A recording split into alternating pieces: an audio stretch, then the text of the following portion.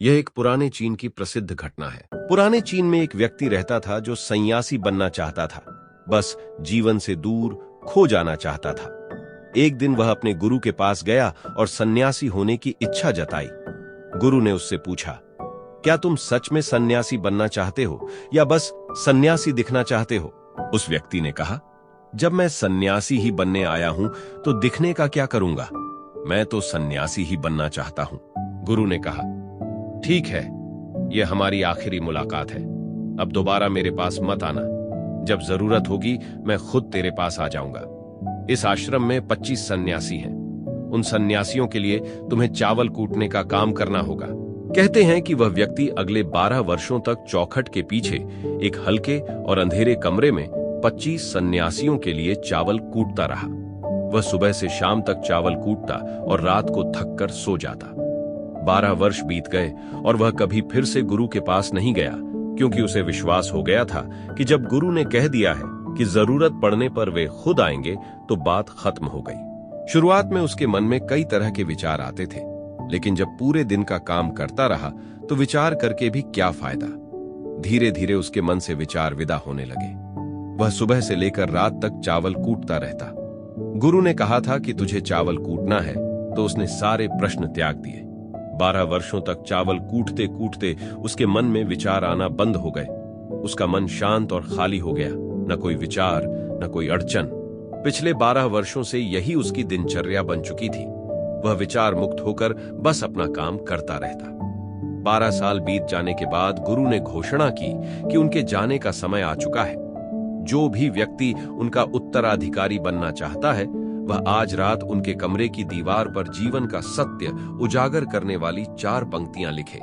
ये विचार उसके खुद के होने चाहिए और उसका खुद का अनुभव होना चाहिए। इस घोषणा से सभी शिष्य डर गए, क्योंकि गुरु को धोखा देना आसान नहीं था।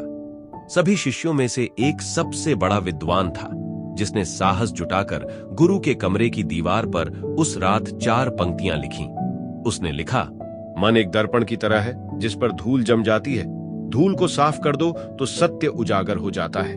सुबह गुरु ने देखा और चिल्लाए, यह किस मूर्ख ने मेरे दिमाग खराब कर दी? उसे पकड़कर मेरे पास लाओ। वह विद्वान लिखकर भाग गया था, क्योंकि वह पंक्तियां उसकी नहीं थीं। उसने एक बड़े शास्त्र से इन्हें चोरी किया था।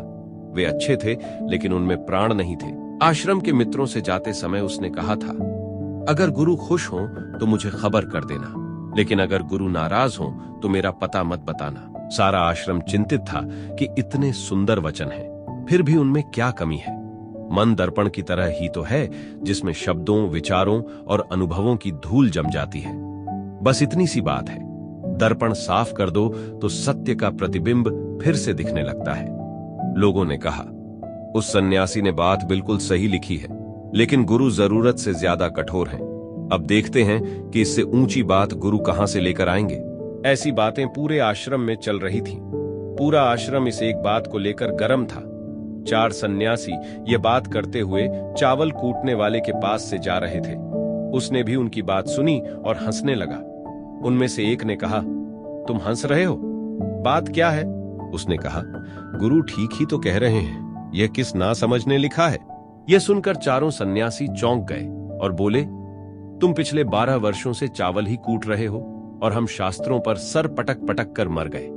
अब तुम बताएगा कि क्या सही है और क्या गलत। उनमें से एक ने कहा, क्या तुम इससे बेहतर कोई वचन लिख सकते हो? उसने कहा, पिछले 12 वर्षों से चावल कूटते कूटते लिखना तो मैं भूल ही गया हूं, लेकिन बोल सकता हूं, अगर कोई लिख दे तो। लेकिन एक बात याद रहे, उत्तराधिकारी बनने की मेरी कोई इच्छा नहीं है।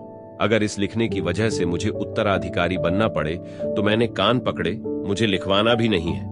चारों ने कहा, तुम बोलो, हम लिख देंगे। उसने लिखवाया। ना कोई दर्पण, ना कोई धूल। जो इसे जान लेता है वह धर्म और सत्य को उपलब्ध हो जाता है।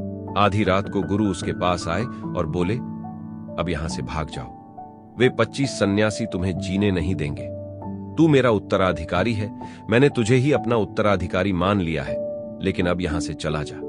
ये सब बर्दाश्त नहीं कर पाएंगे कि एक चावल कूटने वाला सत्य को प्राप्त कर गया और ये शास्त्रों पर सिर पीटते रह गए।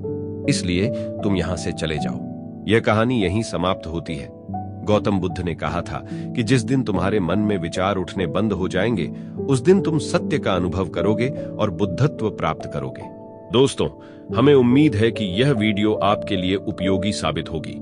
अगर आपको यह वीडियो अच्छी लगी हो तो इसे लाइक और शेयर करें और हमारे चैनल को सब्सक्राइब करना न भूलें। अगली बार फिर मिलेंगे एक नई वीडियो के साथ। धन्यवाद।